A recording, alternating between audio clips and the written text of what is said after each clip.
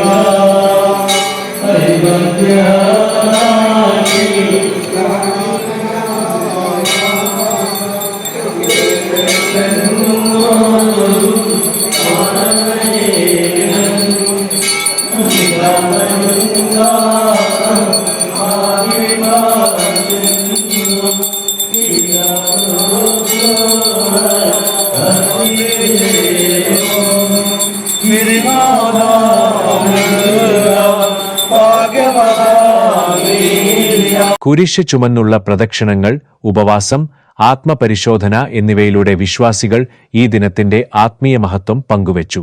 യേശുക്രിസ്തുവിന്റെ ത്യാഗവും സ്നേഹവും മനുഷ്യരാശിക്കുള്ള സന്ദേശമായി ഈ ദിനം വിശ്വാസികൾ ഹൃദയത്തിൽ നിറച്ചുകൊണ്ട് ദുഃഖവെള്ളി ആചരിച്ചു.